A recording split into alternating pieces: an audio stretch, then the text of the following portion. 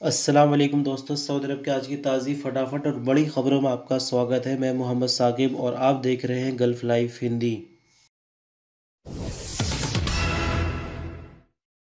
Saudi अरब के minister of Islamic affair ने इस साल की ईद उल अज़हा के मौके पर सबसे बड़ी खुशखबरी सुना दी है। दरअसल आपको बताते हैं कि इस साल ईद की नमाज छोटी बड़ी मस्जिदों के अलावा खुली जगह पर यानी ईदगाहों में भी अदा की जाएगी।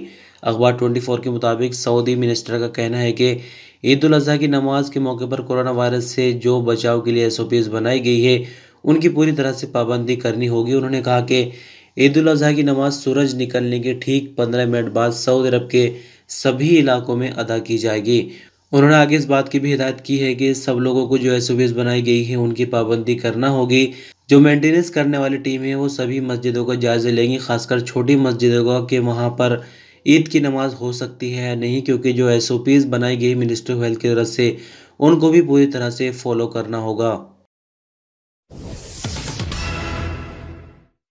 मक्का मुकर्रमा में हज व उम्रा सिक्योरिटी फोर्स के कमांडर मेजर जनरल मोहम्मद अल बस्सामी ने कहा कि जुमे से मस्जिद हराम में नमाज के परमिट का जारी करना बंद कर दिया जाएगा। मस्जिद हराम के चारों तरफ सिर्फ हज परमिट रखने वाले लोग ही आ जा सकेंगे।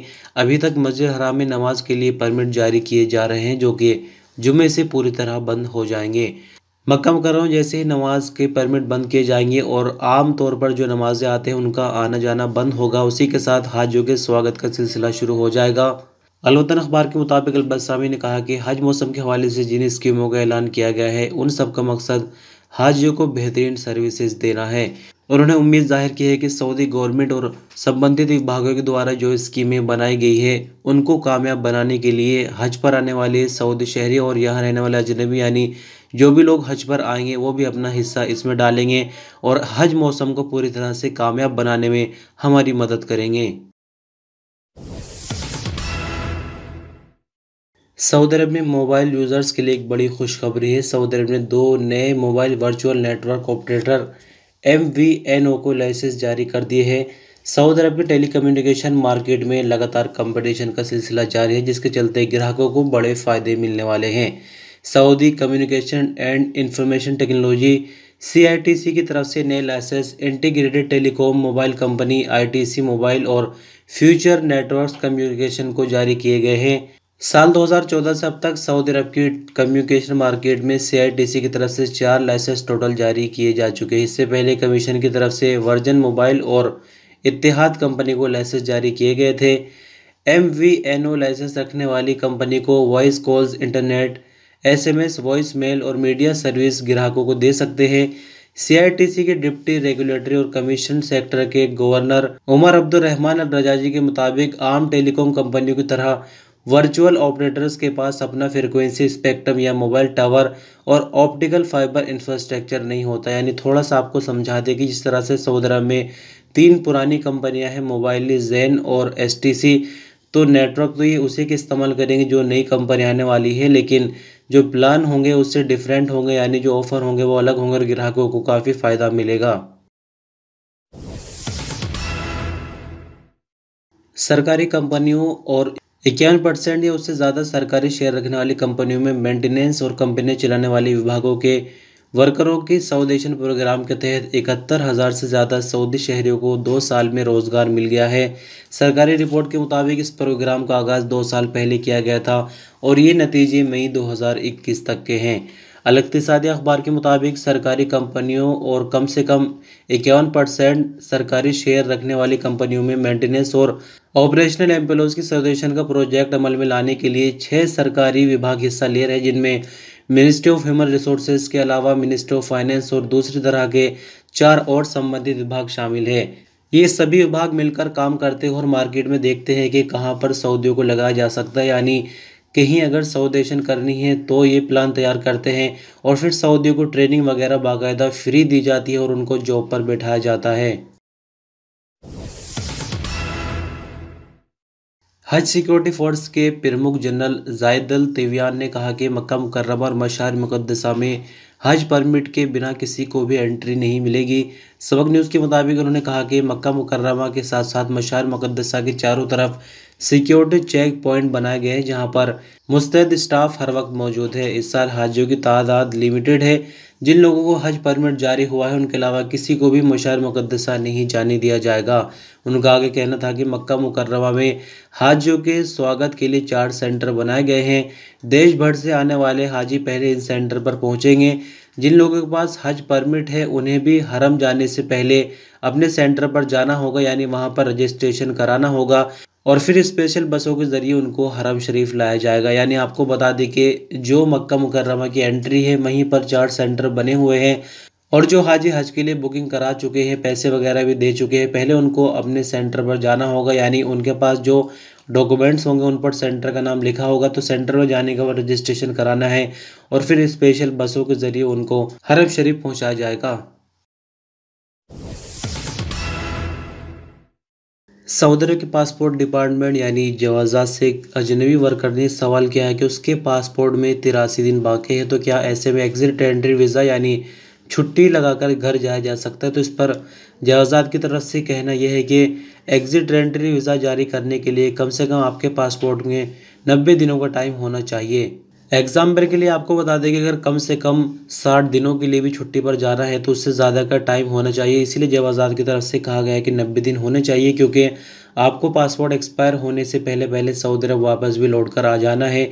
इसी के चलते 90 दिनों का टाइम दिया गया है। दूसरे सवाल में पूछा यह गया है कि अगर फाइनल एग्जिट पर जाना हो तो तब पासपोर्ट में कितना टाइम होना चाहिए। तो इस पर जवाज़ात की तरफ से जवाब दिया गया है कि खुरूज नहायत जारी होने के बाद बंदे को सऊदी अरब में रहने के लिए 60 दिनों का टाइम दिया जाता है।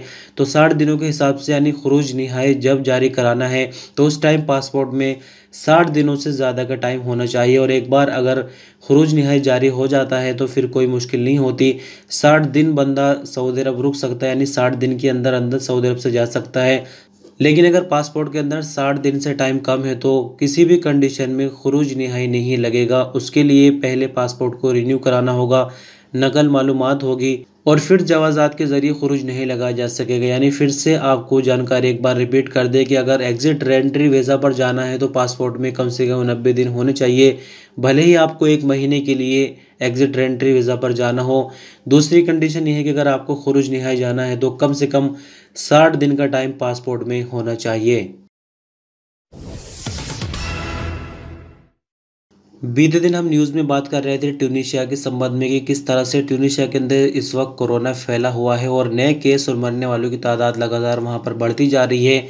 और जो ट्यूनीशिया के प्रेसिडेंट है कैस सईद, उन्होंने किंग सलमान से मदद की अपील की थी, जिस पर सऊदी अरब ने मदद करने की सहमति जताई थी। तो आपको बता दें कि बीते दिन एक फ्लाइट पहुंच गई है सामान लेकर, मेडिकल सामान उसके अंदर भेजा गया और जो सऊदी अरब ने वादा किया था 10 लाख कोरोना की वैक्सीन का वो भी भेज दी गई। इसी के साथ 190 वेंटिलेटर, 319 ऑक्सीजन कॉन्सेंट्रेटर, 150 मेडिकल बिस्तर और 50 अल्ट्रासाउंड मॉनिटर इस शिपमेंट के अंदर भेजे गए हैं। इसी के साथ साथ खबरों से ये भी पता चल रहा है कि और भी कई देश लगातार ट्यूनीशिया की मदद करने के लिए तैयार है, लेकिन यहाँ पर सबकी जानकारी डिटेल में नहीं है। फिलहाल तक सऊदी अरब की तरफ से एक कार्गो जहाज भेजा जा चुका है जिसमें इस तरह का सामान भेजा गया जो हमने आपसे बताया है। कुरान पाक से मोहब्बत करने वाले लोग कैसे होते हैं, जो अपनी जान माल की परवाह नहीं करते और सब कुछ अपना लुटाने के लिए तैयार हो जाते हैं। ऐसे लोग दुनिया भर में बहुत कम हैं, जिनमें से आपको एक जानकारी आज मिल जाएगी। दरअसल आपको बता दें कि सऊदी अरब के तबूक में रहने वाले हसन अल हंजी, जो कि पत्थरों पर लिखाई का काम करते हैं, यानी प्रोफेशन इनका ऐसा ही, लेकिन इनके दिल में ये जज्बा आया कि इन्होंने कुरान पाक के पूरे 30 पारे यानी पूरा कुरान, मुकम्मल कुरान इन्होंने पत्थर के ऊपर ही लिख डाला है। इस काम को करने के लिए इनको 8 साल लग गए। तस्वीरों के माध्यम से आप देख सकते हैं और बिना किसी लालच के, बिना किसी पैसे के ये काम किया गया है। इन्होंने अपने शौक़ के चलते, अपने जज्बे के चलते ये काम किया है। लेकिन फ़िलहाल इनकी ख्वाहिश ये है कि जब इन्होंने इतनी मेहनत की है और ऐसा काम कर दिखाया है जो कि दुनिया में किसी ने अभी तक नहीं किया, तो कम से कम इनका नाम Guinness book of world record में तो दर्ज किया जाए। तीसरे तस्वीर में आप हसन अल हंजी को देख सकते हैं। इन्होंने ही पत्थरों को तराश कर पूरी तरह से कुरान करीम उस पर लिख दिया है, देख सकते हैं। और आपको क्या लगता है इस खबर से, यानी आप क्या राय रखते हैं, कमेंट के रूप में ज़रूर बताएं। सऊदी अरब में बीते 24 घंटों के दौरान कोविड-19 के ये नए मामले 1226 रिकॉर्ड पर आए, जबकि नई रिकवरी 1128 रही। 14 नई मौत हुई, जिसके बाद कुल मरने वालों की तादाद बढ़कर 8020 हो जाती है।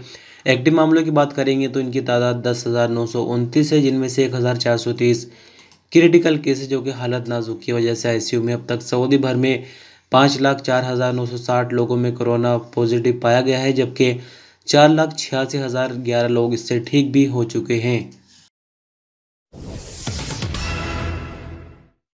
हरमैन शरीफैन मैनेजमेंट ने शेख बंदर बलिया को खुतबा यौम अरफात यानी हज का खुतबा देने की जिम्मेदारी सौंपी है।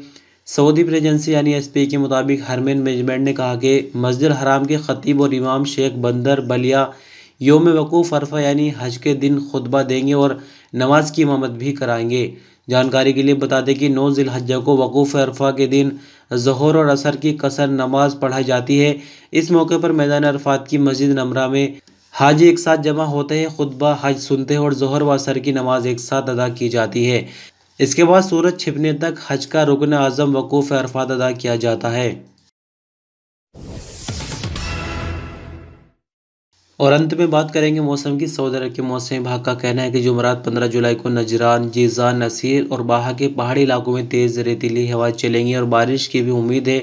ये सिलसिला मक्का मुकर्रमा के ऊपरी इलाकों तक फैल सकता है। मौसम विभाग का कहना है कि मक्का मुकर्रमा और मदीना मुनव्वरा रीजनों में तेज़ रेतीली हवा की वजह से विजिबिलिटी काफ़ी हद तक कम हो जाएगी। ईस्टर्न रीजन और रियाज रीजनों के दक्षिणी इलाकों में भी यही स्थिति बनी रहेगी। तेज़ रेतीली हवाओं का सिलसिला नजरान तक फैल जाएगा। बात करेंगे टेम्परेचर की, तो मौसम विभाग का कहना है कि सबसे ज़्यादा टेम्परेचर यानी 45 डिग्री सेंटीग्रेड वादी दवासिर और हफर अल बातिन में होगा, जबकि सबसे कम टेम्परेचर 17 डिग्री सेंटीग्रेड अलसूदा में रहेगा। तो दोस्तों बस खबरों का सिलसिला यही ख़त्म हो जाता है। वीडियो को एक छोटा सा लाइक दे सकते ताकि पता चले कि आपको वीडियो पसंद आ रही है और मेहनत हमारी कामयाब हो रही है। चैनल पर नहीं सब्सक्राइब कर सकता, आपको कोई सवाल हो जाए तो कमेंट में ज़रूर बताएं। वीडियो को चाहे तो शेयर भी कर सकते। अपना ख्याल रखिएगा। अल्लाह हाफिज़।